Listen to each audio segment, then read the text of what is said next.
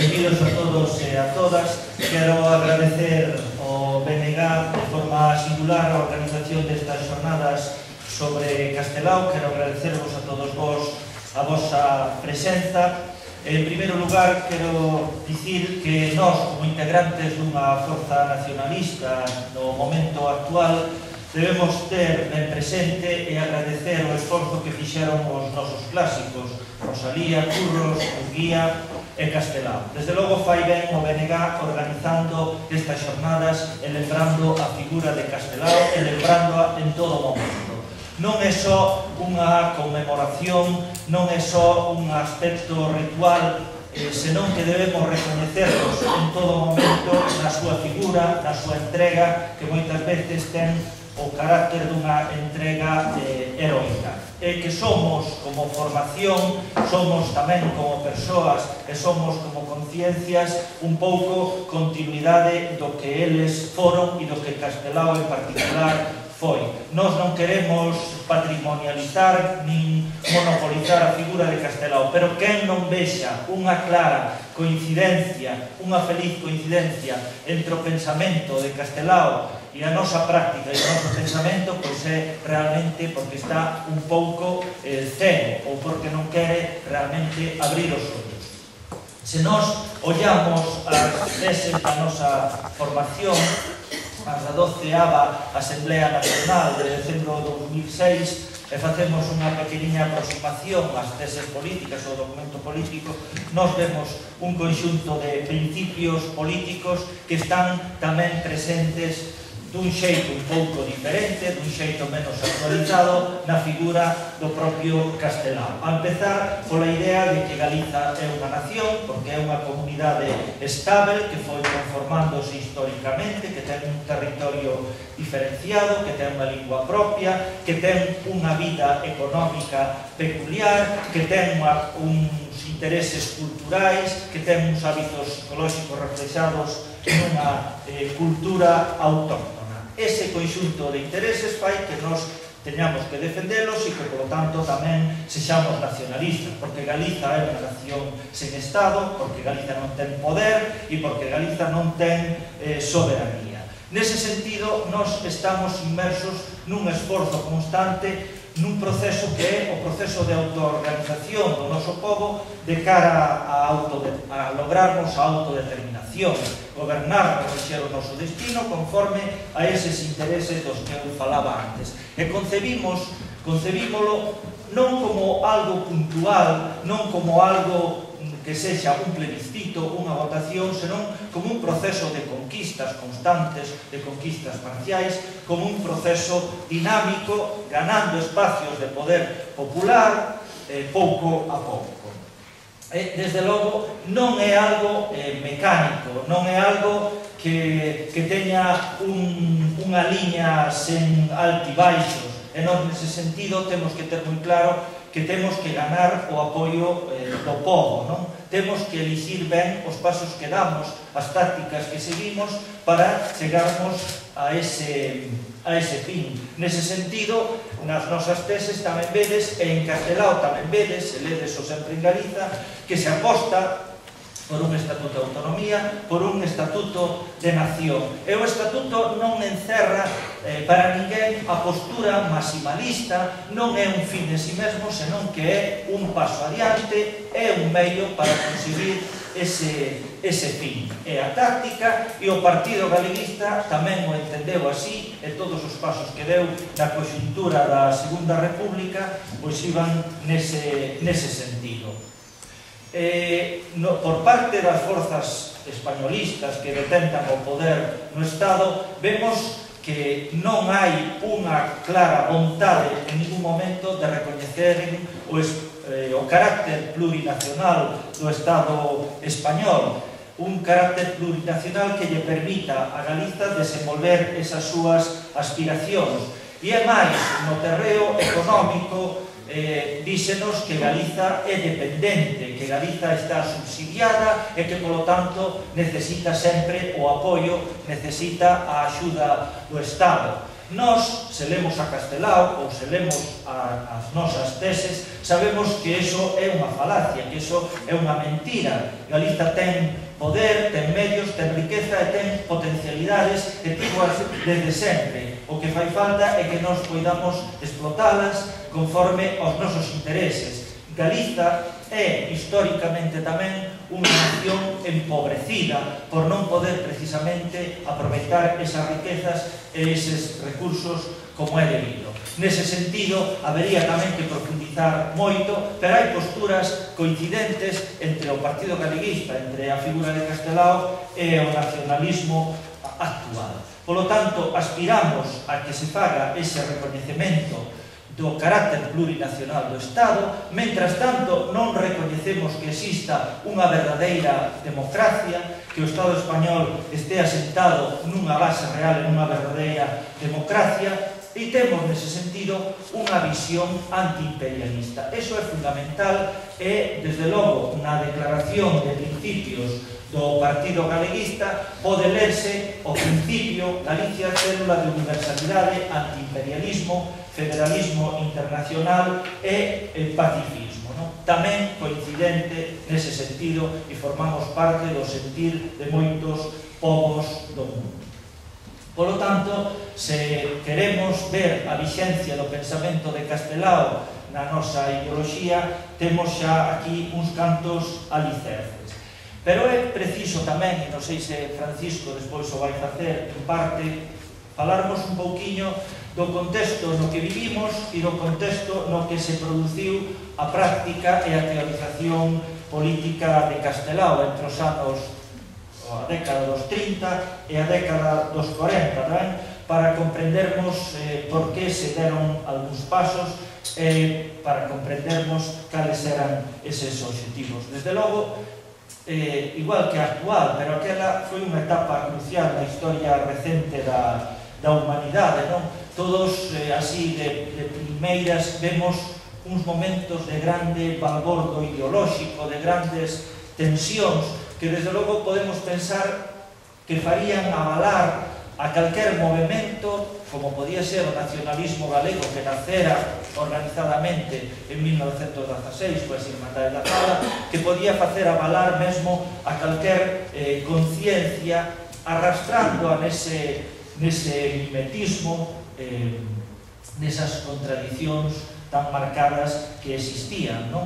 Desde logo, é un momento, eso sucede, a escisión da dereita galeguista non pode entenderse de outra maneira, que se produce no ano, creo, 34, a deserción do Partido Galeguista dunha figura como Antón Villar Ponte, que se pasa a Horta, aos republicanos, e despois regresa anos despois, son os momentos entre as tensións bélicas que se producen na Segunda Guerra Mundial, o auxe das exacerbacións fascistas, unha serie de movimentos ideolóxicos que, desde logo, fan difícil e pálpase, lendo sempre en Galiza, que era realmente difícil a práctica ser nacionalistas naquel momento, non?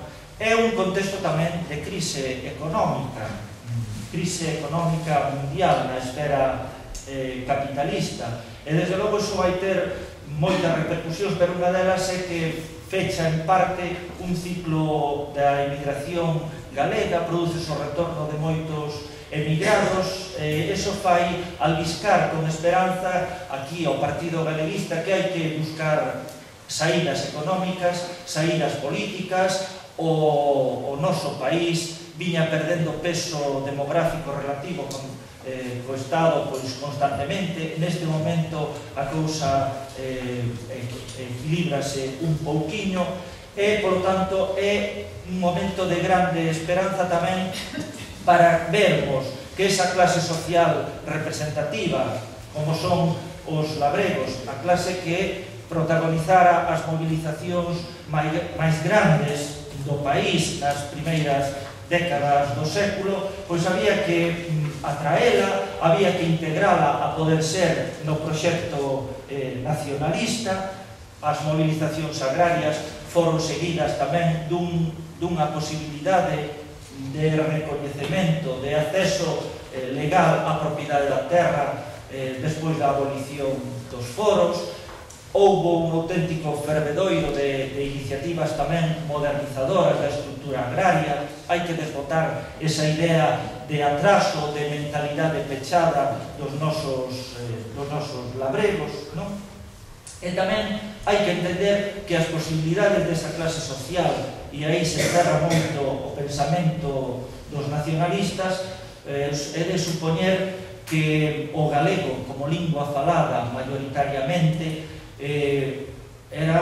estaba a outros niveis do que está actualmente, non excedería moito o 10% a xente que falaba que tiña o castelán como lingua habitual nas cidades e nas vilas.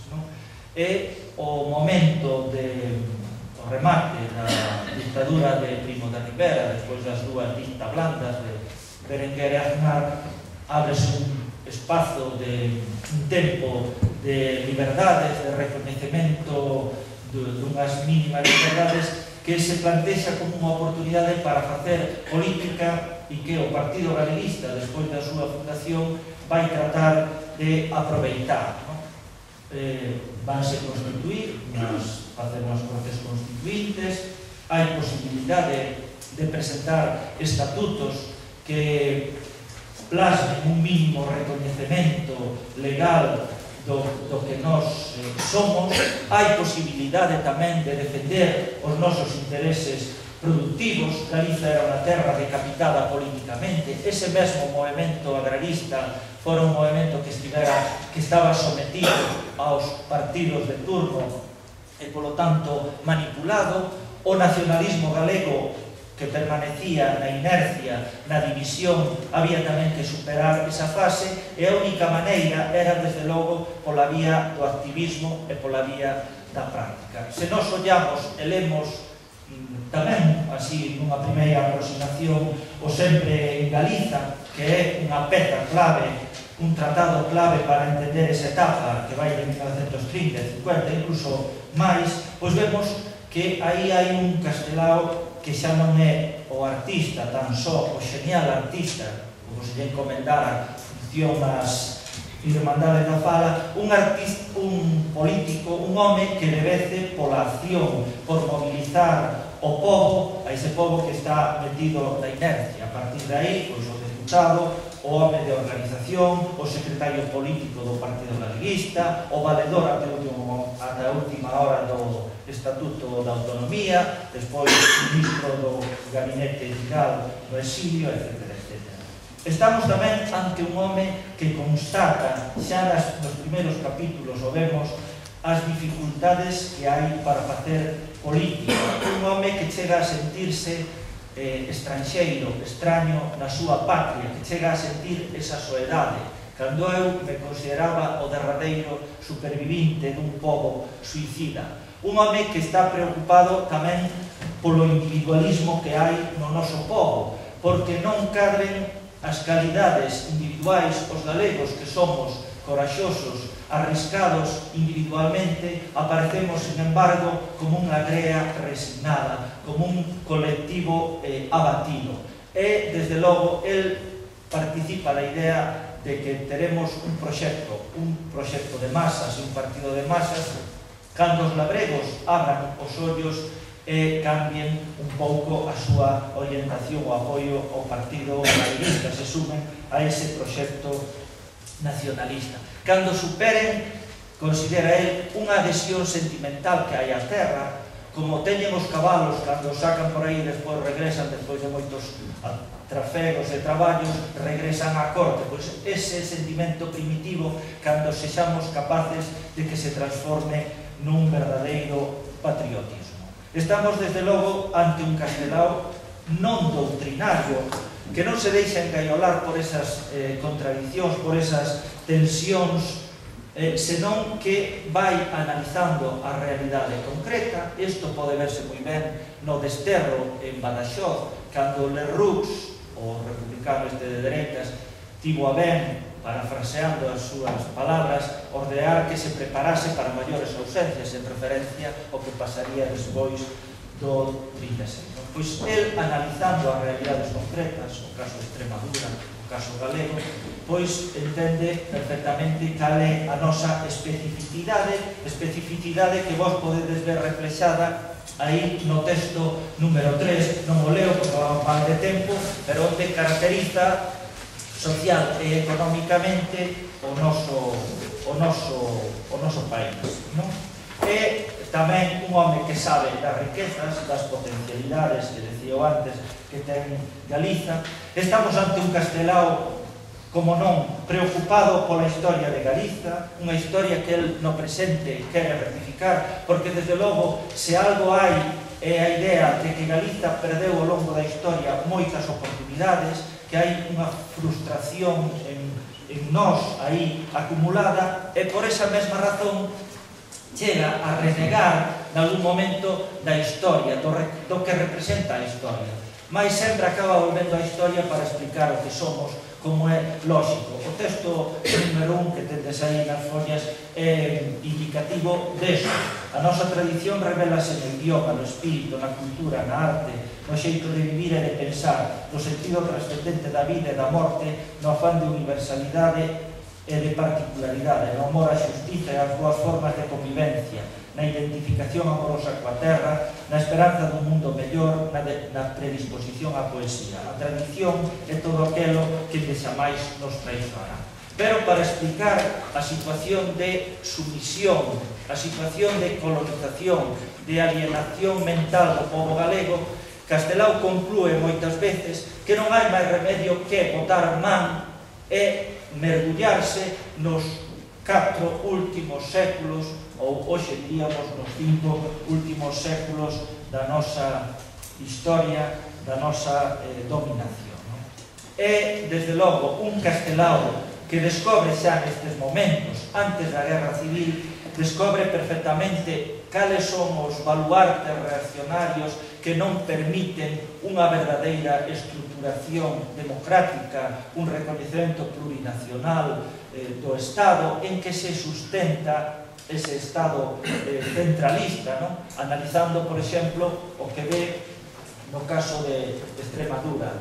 Levo xa 8 meses a estudar as entranas dos señoritos españoles. Estes manifactos podres de diñeiro deron na teima de chamar en marxistas a cantos defenden as xustas reivindicacións do pobo traballador e a chamar en anti-Españas a cantos defenden as liberdades constitucionais.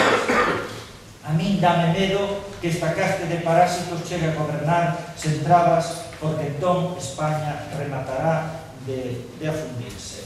Que posteriormente el completa cunha caricatura onde aparecen retratados o clericalismo, o semifeudalismo e o militarismo, elementos sustentadores desa unidade e elementos tamén desencadeantes, según o seu ver, da Guerra Civil do 36.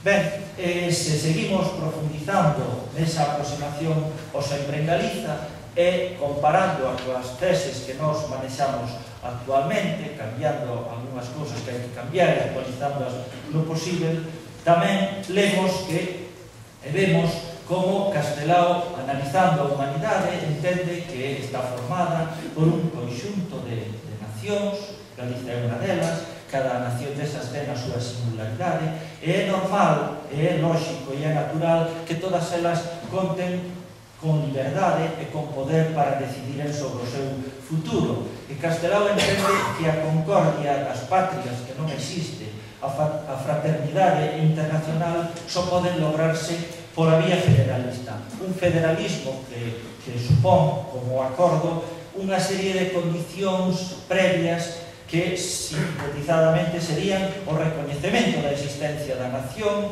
a relación imperio-igualdade e o recoñecemento mutuo para a convivencia e poder compartido dentro desa unidade superior, chámese unión, chámese federación.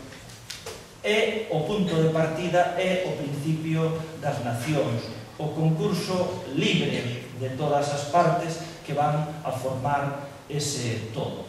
Toda federación, di Castelao, é a resultante dun pacto que non pode celebrarse cando as partes non teñen personalidade e liberdade para pactar. El constata que no mundo, así o establece no capítulo 12 do libro primeiro Sempre en Galiza, se dan dúas tendencias. Unha é a universalista, que obriga a constituir grandes unións, máis que nada pola interdependencia económica e porque non é posible, non cree na autarquía e no valerse por si mesmo cada nación. E a outra tendencia é a particularista, a máis defensiva, que é, desde logo, lexítima no sentido de que as nacións teñen que protexerse, teñen que defender os seus intereses e procurar non ser absorbidas e aniquiladas. Por lo tanto, nun momento como aquel ou nun momento como actual, Castelao manifestase de xeito radical e contundente. Di, mais o federalismo internacional somente pode realizarse sobre as ruínas dos estados imperialistas e coa previa abolición do sistema capitalista actual. Vedes aí no texto, por exemplo, 6, analizando como foi conformada esta historia, serán os grandes estados unitarios e imperialistas a forma definitiva das sociedades humanas. Estes estados formáronse por a acumulación de vellas comunidades nacionais sistemáticamente torturadas para chegaren a unha aparente homoxeneidade. Os grandes estados xogaron un papel necesario na evolución do mundo, pero serían no futuro a rémora do progreso, e a súa sobrevivencia só serviría para desviar o destino ascendente dos homes. Así, o home sinxelo cree que o mundo novo vai xurdir das ruínas dos grandes estados unitarios. Ben, e Castelao, como é lóxico, considera que Galiza é unha nación, ou igual mantemos nós esa consonancia co seu pensamento. Históricamente foi unha comunidade estável, un territorio moi diferenciado, un idioma propio, unha cultura autóctona, un conxunto de trazos diferenciais que nos van a aparecer como unha comunidade de intereses.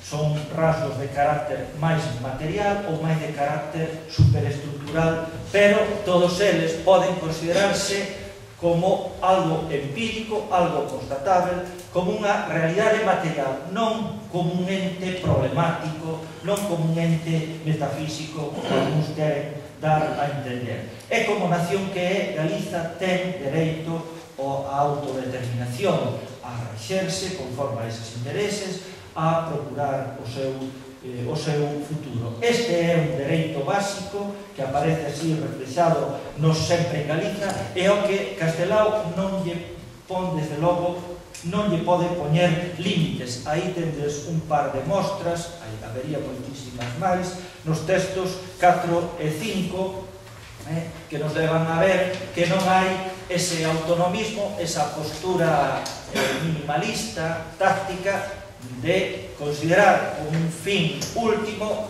a autonomía ou o estatuto de autonomía. Se ben participamos nas institucións autonómicas, se ben consideramos avances ese estatuto de nación, igual que o estatuto de autonomía do 36 o foi.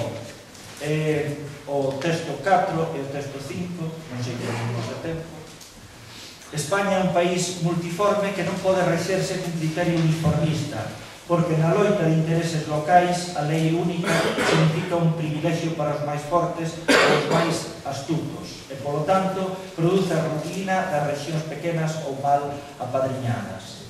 O federalismo que nós defendemos non se afinca nese tan sobado principio da división do traballo, é dicir, na descentralización administrativa para desconxestionar a cabeza. O noso federalismo tampouco pretende dividir o territorio español en 12, 14 ou 16 rexións autónomas, porque a estas alturas faise necesario superar a federación regionalista de Pi e Margal por unha concepción verdadeira das nacionalidades, como se fai necesaria a Federación Internacional para salvar a economía e a paz do mundo. Ou cando manifesta que realmente, a desconfianza que el tiña dos republicanos e que nós temos que facernos respetar incluso coa aspiración máxima. Eu digo vos que os galegos só impoñeremos respeto cando se nos considere capaces de tronzar os vencellos que nos xunten a España e cando nós mesmos aprendamos a vivir con absoluta independencia do Eu digo que os republicanos victoriosos intentarían, despois da guerra, negarnos o estatuto autonómico e teríamos que loitar duro para conquerilo. E teño moitas razóns para estas sospeitas, fundadas todas elas no coñecemento dos homens da República e na súa teima unitaria e centralista. E conste que tal convicción non me causa ningún prazer, porque somente ante un separador me podo eu sentir separatista. Polo tanto, en resumidas contas, para rematar, a figura de Castelao representa para nós un nacionalismo aínda modélico polo que contén de antiimperialismo e polo que contén tamén de patriotismo. Significa tamén unha concepción democrática ampla e exemplar que segue a cuestionar a estrutura actual do Estado, que conxuga moi ben dereitos individuais e dereitos colectivos, esa falacia que tanto se nos vende dos dereitos individuais, cando se fala do idioma, dos dereitos dos cidadáns e todas esas cousas, pois están moi ben combatidas no pensamento de Castelao. Creo que a vixencia é patente e non queda máis que lermos e actualizarmos día a día o pensamento de Castelao. Creo que de aí tendes a coincidencia co programa do BNG. Moitas gracias.